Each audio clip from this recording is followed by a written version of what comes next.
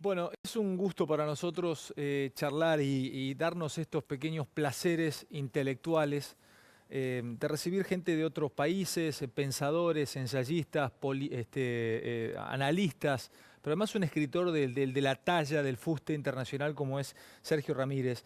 Además, Sergio fue vicepresidente en su momento, unos años en Nicaragua. eh, y una mente como la de él, un intelecto como el de él, da para aprovecharlo y para conversar varias cuestiones. Está en Argentina debatiendo ideas, así como estuvo Henry Levy y hay varios intelectuales mundiales en Argentina. Él está unos días, él viaja, es un ciudadano del mundo, ahora se va a Medellín. Bueno, realmente a partir de esta noche seguramente ustedes no solamente descubrirán sus libros, sus grandes escritos. Margarita está linda la mar, que es un poema que escribió Rubén Darío, pero luego lo hace novela y es premio Alfaguara, entre tantas cosas. Porque empezar a nombrar las cosas que ha escrito Ramírez es quedarse corto y es navegar en un mar donde uno se termina perdiendo porque hay miles de islas donde desembarcar. Sergio, te voy a tutear, te agradezco Por mucho que supuesto, estés Alejandro, aquí. claro que sí. Un placer tenerte. ¿Cómo O ocear, estás? ¿no? ¿Eh? O ocear. Sí, o vocear también. ¿Cómo ustedes, cómo se dicen, cómo se tratan ustedes de tú Aquí el bus salta desde el Río de la Plata hasta Nicaragua, Costa Rica, sí. Es un Porque fenómeno extraño del idioma, es sí. increíble, sí, porque te Sí, vas a Medellín y en Medellín se dice vos. sí, hay en Nicaragua también, en ¿También se dice vos? Guatemala, sí, claro. Aparte compartimos colores de bandera. Sí, sí, sí. Yo ¿Eh? estudiaba en la primaria en libros argentinos. Es Ajá. un fenómeno que los libros llegaban de Argentina y no me extrañaba que en los patios de las escuelas, en las ilustraciones apareciera la misma bandera, solo que un poco más pálida. Eso no me molestaba, ¿Qué ¿no? tiene la de ustedes, la bandera de Nicaragua en el medio? La nuestra tiene Tiene un un sol. escudo con los 5 volcanes, el gorro frigio y un arco iris. Ajá. Sí. Bueno, ¿y cómo encontraste Argentina? ¿Hacía mucho que no venías? Yo vengo con frecuencia. Estuve para el jurado del Premio Novela Clarín hace un par de años con Leonardo Padura. He vuelto más tarde, siempre para las presentaciones de mis libros, para Sí. actividades culturales, pero siempre estoy recurriendo a Argentina. Eh, Tengo tantas cosas para charlar con vos, Sergio, tantas. Eh, Vamos a empezar tal vez por una pregunta política, después vamos a desandar otros caminos, otros lugares. ¿Cómo le encontraste a Argentina? Después te voy a preguntar por Macri y tu mirada de Macri, pero primera impresión, viste que no hay segunda oportunidad para la primera impresión. Ya sé que venís mucho, pero ¿cómo encontraste esta Argentina hoy cuando te bajaste en los días que estás acá? Siempre me encuentro una Argentina diferente, ¿no? No sé si eso es bueno o Cada vez malo. que aterriza. Este Para es mí un ese es un país detalle, no, que... no frenes, perdón, frena ahí. Siempre que has venido te has encontrado una Argentina diferente. Sí, porque a comienzos de los 2000, después de la gran crisis, era una desesperanza muy grande la que había. Yo recuerdo que escribí un artículo que se llamó Yo también soy argentino, donde yo lo que hacía era un análisis de la crisis y de las perspectivas de la esperanza, ¿no? Y yo mencionaba eso, ¿no? Que yo sentía a Argentina como un país siempre propio, desde la infancia, por los libros, por las revistas. Yo era el lector del Billy King. Baby, sí, que mira vos. Sí, sí, sí. Entonces, hoy encuentro que con los primeros que uno habla son con los choferes de los taxis, ¿no? Y siempre encuentra que son analistas políticos. Y él me decía que bueno, que hay una situación un tanto dura en cuanto a los precios, en cuanto al costo de la vida, pero que él tenía esperanza de que las cosas se van a enderezar, que van a cambiar. Y yo creo que es una actitud positiva la que he visto, ¿no? Y vuelvo, el viernes estuvo Henry Levy aquí, un intelectual francés que seguramente Claro. lo conoces y mucho porque has debatido ideas con él también o has estado en estos días con él aquí, escritor como vos. Él dice, él tuvo una crítica bastante fuerte para con las izquierdas hoy. Él dice que las izquierdas se han transformado, se han derechizado, que han tomado maneras y formas de las derechas en el mundo. El tema es que lo dice un hombre de izquierda, un intelectual de izquierda como Henry Levy. Entonces es difícil, yo leía en redes sociales, cómo se le enoja un progresista o uno de izquierda a Henry Levy, que es más de izquierda que nadie. ¿Cuál es tu mirada, Sergio? Justamente vos fuiste vicepresidente Ortega ya por los 80, fuiste parte de la revolución sandinista. ¿Qué mirada tenés de las izquierdas latinoamericanas hoy? ¿Crees que ha habido un corrimiento en sus formas, en sus maneras? ¿Se han puesto un poco Eh, más duras? Mira, yo me formé en la izquierda de estudiante, de adolescente, y yo vengo de la izquierda pura y dura, ¿no? Sí. De la izquierda estudiantil, de la izquierda combativa, de la izquierda que no admitía medias tintas o la revolución o nada, O ¿no? nada, ajá. Y esta izquierda se basaba en ciertos presupuestos inamovibles. Es decir, la apropiación de todos los bienes privados para ponerlos en manos del Estado, los bienes estratégicos, y que el Estado fuera el gran distribuidor de la riqueza. Es decir, la economía estatal, la economía quinquenal, Ujú. la Sí. economía planificada. Y ese era el eje. La izquierda tradicional tenía dos ejes. El de la economía centralizada, y el del partido único. ¿Y ahora? Ahora, cuando viene el derrumbe del socialismo real, el socialismo que nadie quiso llamar entonces burocrático, y se quedó llamando socialismo real, y viene la caída del muro Nadie quiso llamarlo burocrático a ese En socialismo. aquel entonces la izquierda no se atrevía a llamarlo burocrático, y se quedó llamando hoy todavía socialismo real, pero en fin, cae el muro de Berlín, se despedaza la Unión Soviética, se terminan los países de Europa Oriental como países socialistas, y la izquierda en América Latina y en el mundo pierde un eje, que es que nadie puede defender una economía centralizada ya más, y la izquierda tiene que aceptar la economía de mercado, que se vuelve la regla única. Eso me parece Ah, que es un cambio trascendental. o sea, pierden un punto de referencia. O Es un sea, punto de referencia, porque yo recuerdo que todavía en la Revolución Sandinista, ser sospechoso de socialdemócrata era ser visto por encima del hombro. Bueno, los socialdemócratas eran aliados tácticos, pero no eran la verdadera revolución. Y hoy en día tú ves gobiernos que han salido de la guerrilla, como el FMLN de El Salvador, que tiene un presidente hoy electo. Son gobiernos menos que socialdemócratas, son gobiernos centristas, porque no pueden contradecir la economía de mercado. Para cualquier izquierdista sería una verdadera locura salir planteando hoy a sus electores eh, la economía centralizada, la economía estatal, y que el Estado sea el que distribuye la riqueza, que es lo que hizo Chávez. bueno, ahí va. Vos sabés Vamos a ver que, qué es lo que Sergio, hizo te Chávez. has Sí. metido en un tema, Sergio, que en Argentina ha costado mucho a quienes nos gobernaban, porque les costaba y les cuesta criticar no sé si criticar, pero aceptar lo que para muchos es una dictadura. Suena fuerte, sí, dictadura, pero te lo pregunto a vos, que venís de esa izquierda, que no te puedo correr por izquierda, Sergio. A vos te corro por izquierda y me esperás y te me reís en la cara. ¿Qué es hoy Venezuela, por ejemplo, para vos? Una dictadura. Es decir, es que para mí no se puede ser flexible con las dictaduras porque tienen un sello de izquierda. A ver, Sí, eso, no se puede ser flexible con una dictadura por más que tenga un sello de izquierda. sí, es decir, la dictadura es dictadura. ¿Por qué? Porque suprime las libertades públicas, porque abusa de los derechos humanos, porque tiene presos políticos, porque no respeta las leyes del juego electoral. El asunto de la Asamblea Constituyente sacada de la manga es un ejemplo clarísimo para sustituir una Asamblea Nacional legítimamente electa, que a su vez había sido sustituida por un cuerpo que nada tiene que ver con las leyes, que es la Corte Suprema de Justicia, para anular lo que el pueblo decidió. Entonces es una verdadera burla. Por lo tanto, para mí eso no tiene más que el nombre de dictadura, y es un mal ejemplo a seguir para la izquierda, y es algo que yo ni siquiera puedo llamar izquierda, porque para mí la izquierda como idea, como concepción, sigue teniendo un sentido ético. Sí, tiene un sentido ético. Tiene que tenerlo. Es decir, yo me considero un hombre de izquierda, pero con dos requisitos fundamentales que yo creo que es necesario respetar.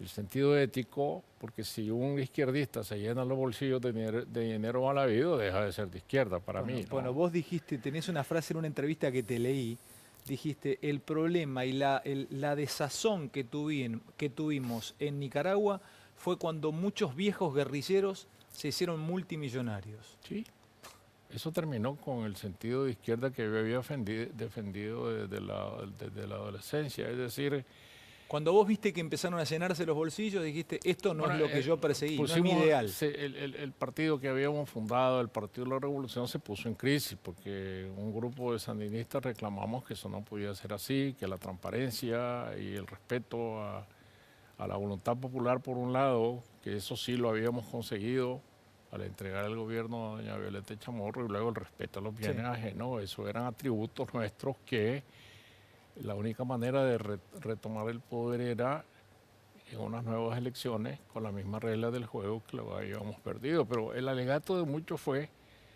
que el Frente Sandinista como partido quedaba en la calle económicamente y que era necesario dotarlo de fondos. ¿Y de dónde venían esos fondos? Del Estado. ¿De dónde se quedaron esos fondos? En el camino, en el bolsillo de mucha gente que se aprovechó del dinero que no le correspondía.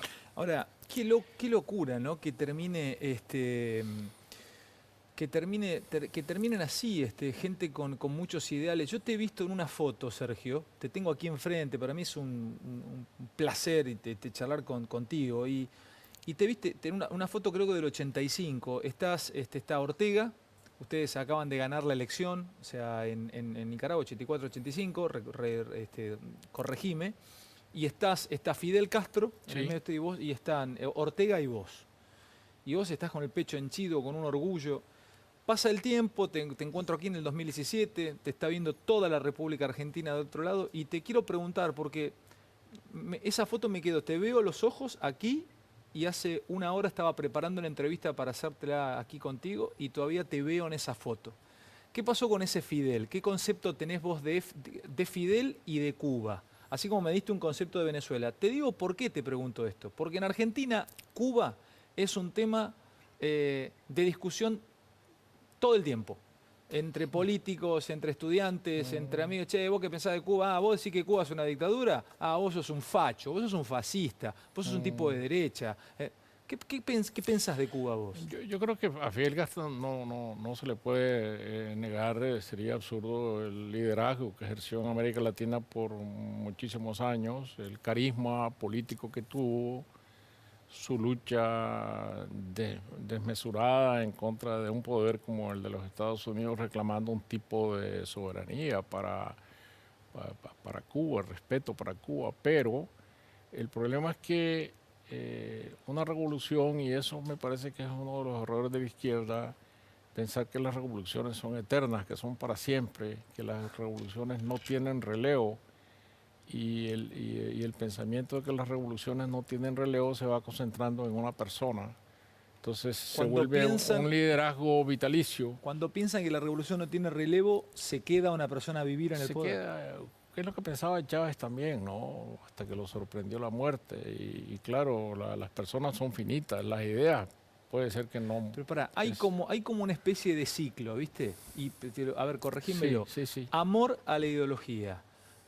Eso transforma en un amor al poder revolucionario y finalmente se termina convirtiendo en un amor al poder simplemente. Sí, y después de eso hace que las ideas se vuelvan obsoletas porque no se mueven. Es decir, en el momento en que Obama le tiende la mano a Cuba y Cuba acepta que Obama le tiende la mano a Raúl Castro y viene este entendimiento, parecería que eso le abre las puertas a Cuba de una modernización que no se ha dado, porque la economía de Cuba no corresponde a los tiempos modernos. La economía de Cuba es una economía basada en un esquema obsoleto. Es decir, Cuba podría ser, tiene el conocimiento, gente preparada para que fuera un país más rico si permitieran algo muy simple, que es la economía de mercado. Qué increíble, porque escucharte, Sergio, estamos charlando con este gran intelectual nicaragüense, con Sergio Ramírez, ex escritor, ensayista, hombre que viene de la izquierda, él perteneció al Frente Sandinista de Liberación, o sea, es un tipo que no lo podés correr por izquierda, y vos los escuchás, como lo escuchamos a Henry Levy el viernes, ¿y qué te deja pensando? ¿Vos sabés que debe haber muchos chicos jóvenes escuchando esta nota del otro lado? Y deben estar en algún punto sorprendidos, pero ¿cómo Ramírez me dice esto? O sea, yo debería escuchar otra cosa en la boca de Sergio. Yo creo que, como te decía Alejandro, las ideas envejecen, las ideas se vuelven obsoletas y han probado que no funcionan. Y a mí me parece que el pensamiento tiene una característica fundamental que es la renovación. Yo creo que uno no debe tener miedo al cambio, a la renovación. Creo que una cosa son los ideales que uno alimenta desde muy joven y que para mí siguen intactos, y otra cosa son las formas que el mundo va dictando que las ideas deben tomar y que las acciones deben tomar. Un día Porque te escuché citar a Pasternak de Doctor Zhivago, dijiste, o lo citaste a él o parafraseaste cuando Pasternak dice, el gran problema es cuando los ideales se deben convertir en ley. sí, ¿Mm? comienza el problema cuando se convierten en ley, y el problema se agrava cuando esas leyes se aplican, que todavía es peor, ¿no? Porque las leyes se aplican a la fuerza, es decir, las leyes son necesariamente coercitivas, entonces un ideal convertido en ley aplicada, pues termina dividiendo a la sociedad, eso es inevitable, ¿no? En Argentina, uno de los cantos de guerra de los rivales de Macri es Macri basura, vos sos la dictadura. Eh, que nos parece una, por lo menos a mí me parece una, pero yo no estoy para catalogar nada aquí. Aquí el entrevistado sos vos y lo interesante es que vos nos des tu idea. El concepto de derecha-izquierda, ¿es un concepto antiguo hoy o aún podemos categorizar a un hombre como de derecha o a un hombre como de izquierda? A ver, ¿puedo categorizar a Macri como un hombre de derecha o ya eso me quedó antiguo, ese molde ya no lo debo aplicar más? Sí, yo creo que el problema no son las etiquetas, el problema es el ejercicio democrático del poder. No importa quién esté en el poder, cada quien que llega al poder le presenta un proyecto al país, pero para mí el problema esencial está en si esa persona que presentó un proyecto termina su periodo presidencial y se va a su casa tranquilamente, o a través de trampas se quiere quedar.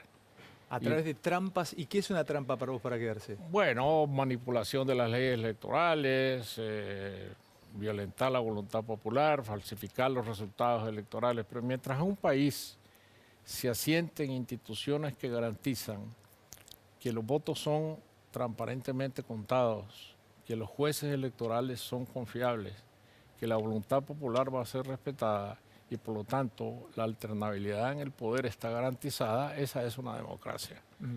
Es decir, que la democracia se define de dos maneras, por el modo como se elige y por el modo como se ejerce el poder, porque si alguien quiere abusar del ejercicio del poder y la sociedad no tiene contrapesos, no tiene tribunales de justicia, no tiene una corte constitucional, alguien quiere enriquecerse y no existe una corte de cuentas formada por personas respetables, por personas transparentes, entonces la democracia no funciona, pero si las instituciones funcionan, Eso se controla. pues lo importante es, y yo defino la democracia así, que las instituciones sean más fuertes que la voluntad de las personas. Que la democracia sea más fuerte que la voluntad de las personas. Sí, Eso es una democracia fuerte. Eso me parece que es lo que tenemos que conseguir en lugares donde las democracias son débiles porque las instituciones nunca han funcionado mal, han sido corrompidas o todavía no han logrado la fortaleza que un país necesita. Cómo está Nicaragua hoy como país? A ver, contale a la audiencia de Nicaragua. No te escucho, no anda eso. Contame. Bueno, la democracia en Nicaragua es cada vez más débil, las instituciones que han funcionado poco y cuando se comenzaron a fortalecer se han vuelto a debilitar. El poder está bajo el control único de una pareja presidencial, del presidente Ortega y su esposa. Disculpame una cosa, Sergio. ¿Por qué vos fuiste vice de Ortega, ¿no? Y llegaste, vos ya eras un escritor consumado, eras un intelectual consumado ya por los 70, viviste en Berlín un tiempo, luego te vas a vivir a León, volvés con la revolución sandinista, cuando cae el clan Somoza, llegas al poder, te eligen democráticamente, sos vicepresidente de Ortega, en el 90 le entregan el poder a Violeta Chamorro, luchan incluso contra Estados Unidos, a ver, estaba la maquinaria gringa puesta allí, ustedes pierden el poder, llega el chamorrismo, llega Chamorro, y luego vos ya ahí te abrís y te dedicás a tu carrera intelectual que te lleva a caminar por el mundo. Pero tenés un quiebre con Ortega y no te volvés a llevar bien con Ortega. ¿Por qué se produce tu ruptura con un compañero de revolución como Ortega? ¿Será porque vos decís estas cosas que para el oído de un progresista, ¿no? O a un hombre de izquierda como Ortega esto es casi un insulto? ¿Por qué terminaste separado de Ortega? Porque nuestras ideas sobre la institucionalidad del país se separaron absolutamente. Yo pensaba, siempre pensé que si el Frente Sandinista, la única manera de regresar al poder era reconstruyendo la fuerza que había perdido. El Frente Sandinista ya derrotado se quedó hablando en nombre del pueblo. Y yo siempre insistí en decir, si nosotros perdimos las elecciones, quedamos en minoría, por lo tanto no podemos hablar en nombre de la mayoría del pueblo. Para eso me encanta. Para. Esto es lo que yo utilizo. Para. Acá quienes se fueron del poder aún se arrogan esto de que hablan y que representan al pueblo. Vos decís que cuando perdés mayoritariamente en las urnas ya no podés colgarte esa medalla de que hablas en nombre del pueblo. Tenés que recuperar los votos que perdiste y por lo tanto volver a hablar en nombre de la mayoría. Pero ¿cómo podés hablar en nombre de la mayoría si no tienes la mayoría? Los resultados electorales te estaban diciendo en 1990 que nosotros sacamos 39% del voto y doña Violeta Chamorro sacó un 57% del voto. Entonces, no tienes la mayoría, la has perdido y tu análisis político tiene que ser por qué perdí el poder, cómo hago para poder recuperarlo, cómo hago para recomponer mi mayoría. No hablando como si siguieses teniendo el poder. Esa es la democracia, que no puedes hablar porque entonces se vuelve demagogia. Entonces tú dices, yo soy el pueblo y el resto es la derecha. Ese es el viejo discurso, ¿no? El resto que me ganó es la derecha. Entonces yo digo, ¿cómo a un partido de izquierda puede decir que le ganó la derecha si en la composición electoral que me ha derrotado hay un estrato social de arriba a abajo? Los ricos son pocos. Y la derecha es una minoría, la derecha ideológica, ¿no? Entonces la mayoría del pueblo es el que decide que yo me aparte del poder y hay trabajadores, obreros, campesinos, clase media, mujeres, universitarios y letrados, hay todo el mundo. Nosotros en Argentina todavía hablamos de esa moral de los 70, le llamamos setentismo. Hay libros que se han escrito sobre el setentismo y se supone que quienes gobernaron el último tiempo en Argentina tuvieron una moral setentista. Para muchos, yo no lo creo así, pero para aquellos que son de un pensamiento extremo, todo lo que tiene que ver con los 70 tiene que ver con violencia, bombas, muertes. Yo creo que sí fue una década tremendamente violenta para mi país, pero yo no creo que todo aquel que haya tenido algo que ver en los 70 hoy tengan su moral en su cabeza. Yo conozco un montón de gente que en los 70 tenía 35 o 40 años y que no se dedicaba a matar gente o a poner bombas.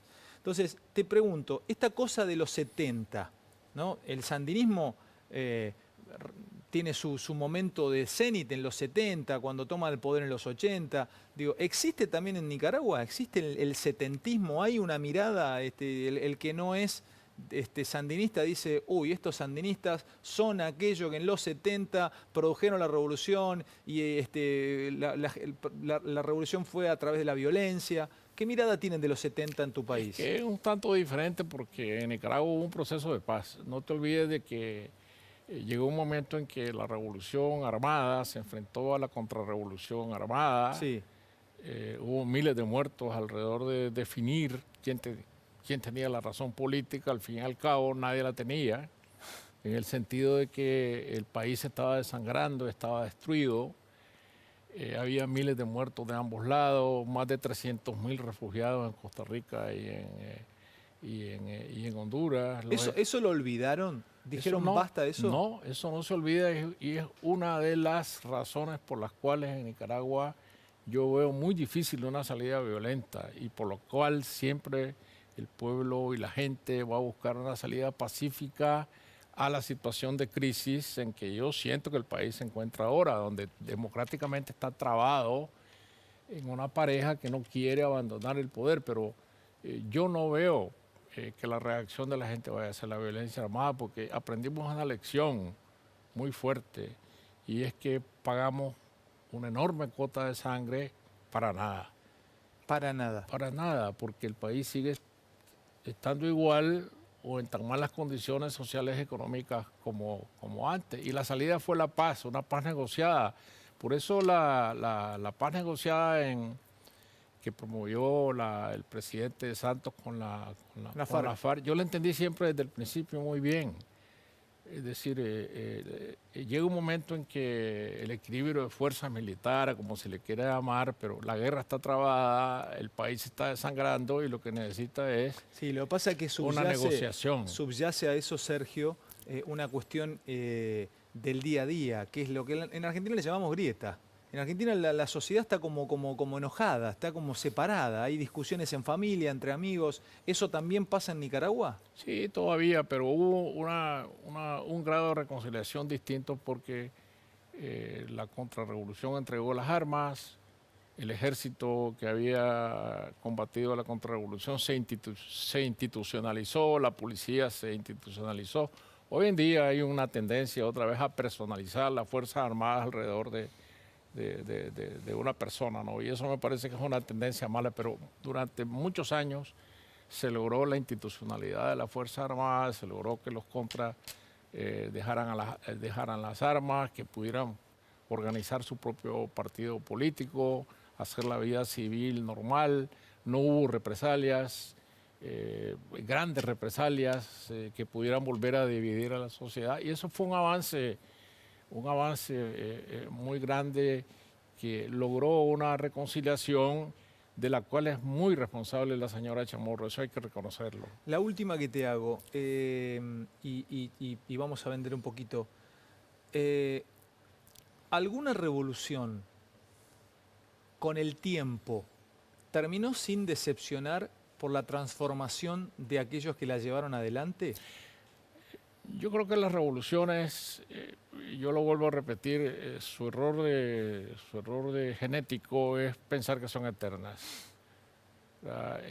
Yo creo que mientras uno mida las consecuencias de una revolución por lo que dejan en la historia, no porque se quedaron en el poder, puede entenderla. La Revolución Francesa dejó valores que ahí están, como proyecto económico y social. No digamos que fue un éxito, pero las ideas quedaron, hay ideas. Quedaron para siempre, claro. Las ideas que están en nuestra cultura política, muchas de ellas vienen de la Revolución Francesa. ¿Cuándo te vas?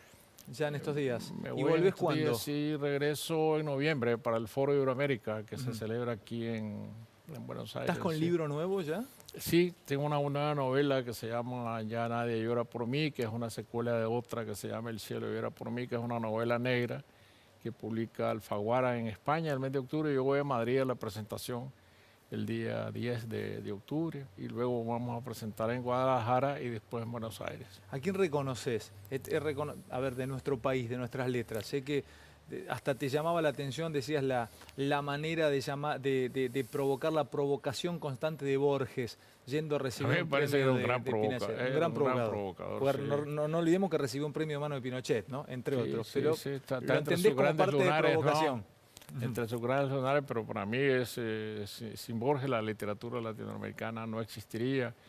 Y para él tampoco existiría la literatura latinoamericana sin Rubén Darío, al que llamó el Libertador. ¿Lo reconoces como un gran poeta, Borges, también? Borges es un gran poeta modernista, ¿no? Y un prosista obviamente extraordinario. Cuando uno va a los círculos académicos de los Estados Unidos y se encuentra con el nombre de Borges, el respeto inmenso que tienen otras lenguas por el nombre de Borges, pero bueno, esta es una literatura que está compuesta también por Roberto Art, a quien admiro mucho, por mi amigo querido y siempre llorado Tomás Eloy Martínez, autor de novelas fundamentales en la literatura latinoamericana como Santa Evita. Sergio, en fin. un enorme gusto tenerte. No te me vayas, que hay preguntas para hacerte antes de terminar esta riquísima charla con Sergio Ramírez. Ahí está Daniel Santoro, colega que está disfrutando atrás de esta charla. Sergio ha hecho mucho por la cultura y ha hecho mucho por la educación de su país. Es una de las personas que más ha luchado por una transformación de la cultura y de la forma de instruir en Nicaragua. Hace unos días tuvimos tomas de escuela, seguimos con tomas de escuela por centros de estudiantes secundarios. Quiero preguntarle una mirada al respecto de eso. Muchos tomados o centros de estudiantes por partidos de izquierda y escuelas tomadas por los propios pibes. A un hombre como él, un revolucionario como Ramírez, como Sergio, él que está aquí, ahí lo están viendo, ustedes en toda Argentina, él perteneció y fue parte de la revolución del Frente Sandinista en Nicaragua. Este hombre no lo podés correr por izquierda, no le puede decir, ah, Ramiro, usted porque viene de no sé, de JP Morgan. Este es de verdad. Y cuando hace una crítica se para porque entiende lo que critica. Por eso va a ser interesante escuchar lo que piensa de esto. Por ahí me puede decir, no, me parece bien, qué sé yo. Pero lo vamos a escuchar después del corte. Pequeño corte, quedó una pregunta picando para este intelectual, enorme escritor, gran ensayista, periodista y analista que es Sergio Ramírez. Él fue vicepresidente de Nicaragua y está aquí con nosotros para darnos un pedacito de su conocimiento y hacernos pensar antes de irnos a descansar. Pequeño corte y ya lo despedimos. Sergio, no tengo más que palabras de agradecimiento. La verdad que nos has prestigiado el envío. Muchas Animales gracias, Sueltos. Alejandro, muchas gracias. Un gusto enorme. Despedime con esto, esta pequeña referencia a lo que yo te marcaba. Estuviste unos días aquí, escuelas tomadas por estudiantes secundarios. O sea, ¿qué te refiere esto? Un hombre que ha hecho mucho por la educación de tu país. ¿Te parece bien? ¿Te parece sano que un centro de estudiantes, pibes de 17, 18 años? Depende de cuánto tiempo pase tomado en la escuela, ¿no? Porque si... Días, meses, pérdida del curso escolar, eso ya me hace pensar, ¿no? Y lo último, ¿qué podríamos aprender de Nicaragua en Argentina? Yo digo que los errores no deben repetirse y las cosas positivas hay que seguirlas. Hay que hacer un balance de lo que ocurrió en Nicaragua, pero hubo muchas equivocaciones de fondo acerca de la naturaleza y la genética, como yo llamaba antes, de un proyecto político. Y lo peor es pensar que uno se puede quedar en el poder para siempre. Me quedo con esa frase. Sergio, un Muchas gran gusto gracias, haberte tenido. Un encantado. placer enorme. Alejandro, gracias. Sergio Ramírez, intelectual. Espero que a partir de esta noche, muchos seguramente lo habrán descubierto a Sergio, puedan degustar la literatura que tiene que es uno de los grandes escritores latinoamericanos. Este rostro con el que nos vamos a descansar es una de las grandes plumas que tiene nuestra Latinoamérica contemporánea. Gracias, nos vemos el lunes, si Dios quiere, en esta semana, perdón.